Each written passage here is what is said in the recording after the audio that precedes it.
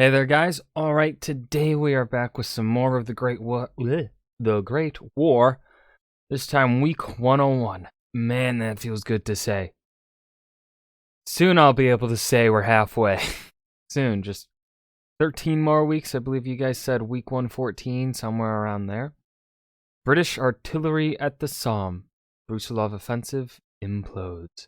Before we dive in, make sure you go and check out the links in the description box below. I would love it if you joined the Discord and followed me over at Twitch. My nose is really itchy. What the fuck? Okay. Got nothing else to add here at the beginning. Let's just go ahead and dive right in.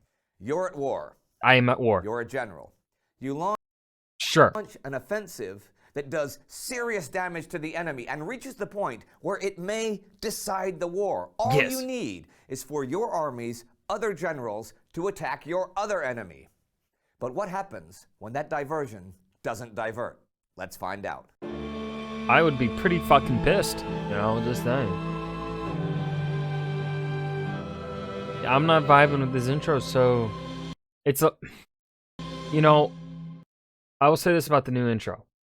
Well, new to me. Because this video is so many years old.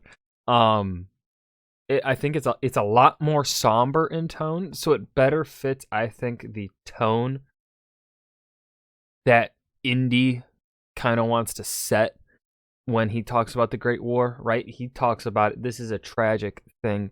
It should not have happened. People are dying for dumb reasons. We have incompetent generals on everywhere you fucking look. So I think the music here definitely matches tonally. However, it's just not as exciting music, as the previous version. I'm Indy Nidell. Welcome to the Great War. Last week, the German flying ace Max Immelmann died. Rip. The Germans used deadly new phosgene gas at Verdun, but couldn't break through. Oof. The Russians were swarming all over Bukovina, but their forces far to the north were not attacking the Germans to prevent them from sending help to the Austrians. Oof. The Russian Ninth Army stood, as the week began, on a line that ran from Kolomea down through Kuti and then to the Romanian border, threatening the Hungarian mountain passes. The Brusilov offensive, named after General Alexei Brusilov, had forced the Austrians back over the past 3 weeks and taken hundreds of thousands of prisoners. The Austro-Hungarian High Command issued this proclamation: "Every man in the army must be aware that he is fighting here to decide the campaign and to decide the fate of the fatherland." It's pretty dramatic, but also no longer entirely accurate. The Austrian 7th Army alone had lost 133,000 men, 40,000 of them taken prisoner. But the Russians were pretty close to their limit as well, and they were now faced with the job of pursuing Austrian forces through a broad network of valleys towards the Carpathians. Still though, the Russian 9th Army took Kolomea June 29th, causing another 40,000 Austro-Hungarian casualties and taking 10,000 more prisoners, even though it was clear to Russian General Platon Lechitsky that he didn't have the men to force the Carpathian passes.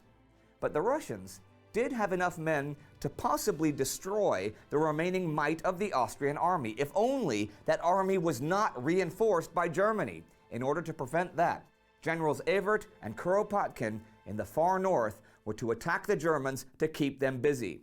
They had 90 divisions, 750,000 more men than the Germans, and 2/3 of the total Russian artillery. But for 2 weeks, they had delayed their attacks, and a frustrated Brusilov saw his chance slipping away. Their attack was now planned for July 3rd. German Army Chief of Staff Erich von Falkenhayn had acted quickly to save some Austrian bacon. He had sent, as he seems to always have to do every single fucking day, because the Austro-Hungarians are incompetent, 4 divisions to help the defense of Kovel, but he had had it with Austrian failures in the field, and his end game was to take over control of the whole Eastern Front. He demanded that Alexander von Linsingen be placed in command of the Austrian 1st and 4th Armies. He had also proposed, 2 weeks ago, that August von Mackensen, who had devastated the Russians last year, be in charge of the front from the Pripyat to the Dniester. Austrian Chief of Staff Konrad von Hotzendorf refused this, but saw few alternatives to coming under German control. Linsing and You know, it sucks to put your forces under foreign control, but when your forces are this incompetent and the Germans aren't, maybe it's time to reevaluate things and, let the people that know what they're doing take charge. forces had prevented the Russians from taking Kovel, but his counteroffensives over the past 2 weeks had been generally unsuccessful, though they had frustrated Brusilov for the moment, and Brusilov had ordered most of his units to dig in and prepare to renew the offensive July 3rd. There was another offensive that was just about to begin as well at the Somme River. Dun, dun, On June dun. 24th came the beginning of the preliminary artillery barrage at the Somme along an 18-kilometer front. 1,500 guns and howitzers fired 1,732,873 shells. Many were duds, and many others just churned up the surface instead of damaging the deep German dugouts, though this still raised Allied morale considerably. But there were ominous reports from attempted British trench raids during lulls in the barrage. Raids attempted all along the Corps front were unsuccessful, in some sectors owing to intense machine gun and rifle fire. The offensive itself was to begin the 29th, but heavy rains and a late realization that the barrage might not have been terribly effective caused a 2-day postponement. But the final reports at the end of the week were positive. Visually, the effects were impressive. Slowly, the German reserves, which had been pretty depleted by the Battle of Verdun, began to move north to the Somme, and battery by battery, the German guns began to leave Verdun and also head north, though June 24th So the Germans are giving up on Verdun. marked the farthest the Germans had advanced in the 4 months of fighting at Verdun. 4 months? We've been at Verdun for 4 months? God, time is so fucking weird. Like, it's just so weird how fast, like I've said this before, time gets real weird in the understanding of things, in the processing of things, when you're watching these 2 times a week. And further southeast, Austria was pulling back Because you're like, I just watched that like 3 weeks ago. No, it wasn't 3 weeks ago. It was 4 months. from its furthest advance against Italy. Though in the Trentino on June 28th, the Austrians bombarded the Italians with hydrocyanide, seriously injuring or killing 6,000 sleeping Italians. Oh, The next that's fucked up. day, the gas blew back on the Austrians, causing 1,000. What are they wearing? They wearing leather, or is that what it does to their body? Casualties. Ugh. But this week, the Italians retook both Asiago and Arciero. Both had been burned and ransacked before, though. The Austrian lines on the Asiago Plateau were now well within the 1866 border, which flew in the face of Italian Chief of Staff Luigi Cadorna's claims that the enemy would never set foot on sacred Italian soil. The Italians had taken just under 150,000 casualties in the offensive, about 50,000 more than the Austrians, and the Trentino salient stuck out and looked really insecure. The Italian press backed Cadorna, the generalissimo, and called him a genius.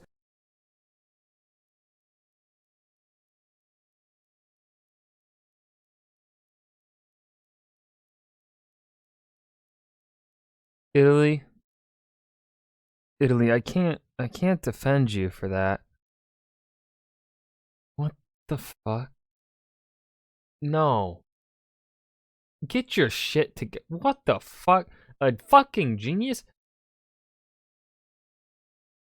If he's a goddamn genius, I'm the fucking smartest man ever alive. Once the balance of battle had shifted to the Italians' favor, though one of Cadorna's deputies had this to say: "Why was Cadorna allowed to celebrate this grievous episode of the war and boast about it as something glorious?" Because he's a genius. But the PR machine ignored all the oversights and all the errors that had allowed the Austrians to take so much ground. You mean all the errors, as in every single decision Cadorna has made? Because he is entirely and wholly incompetent. He is the dumbest person I think I have ever seen command a military force.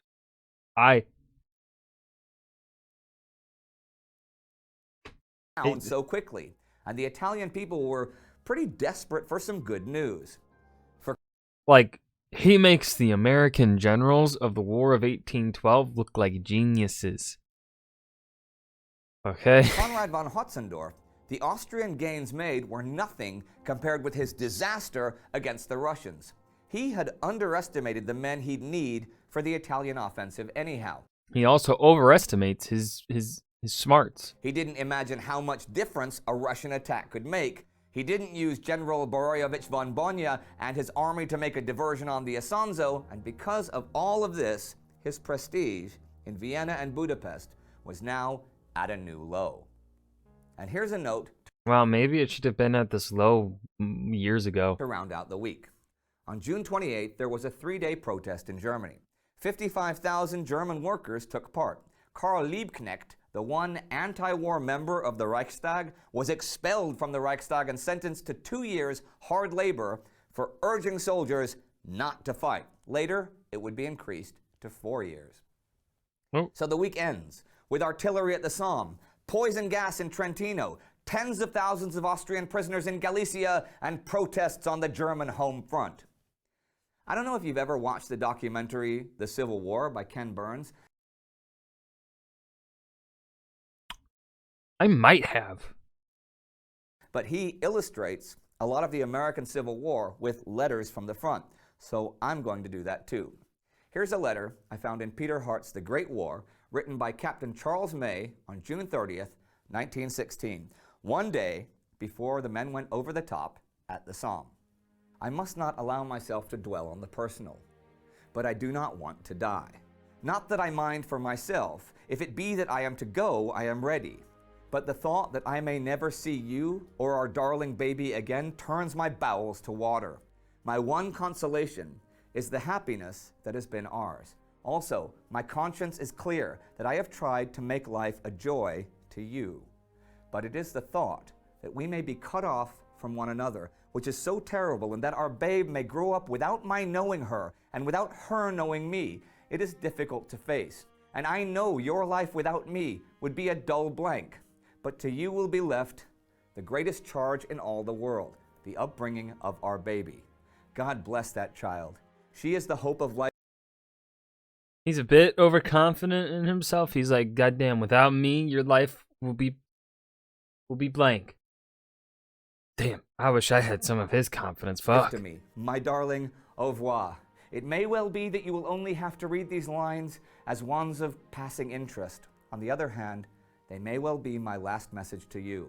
If they are, know through all your life that I loved you and the baby with all my heart and soul, that you two sweet things were just all the world to me. I pray God I may do my duty, for I know whatever that may entail, you would not have it otherwise. Charles May, wife of Bessie and father of Pauline, was killed the following day. Rip. If you'd like to find out more about Sir Douglas Haig, the mastermind of this British offensive, and also known sometimes as the Butcher of the Somme, you can click right here. And that was the British artillery at the Somme. Brusilov offensive implodes. The Great War, week 101. And as usual, we end on a somber note. This week, a little bit more depressed than usual, because it was a letter from a father. That hurt. So yeah, I hope you guys enjoyed. Remember to hit that like button and subscribe for more. I'll see you guys in the next video. Peace.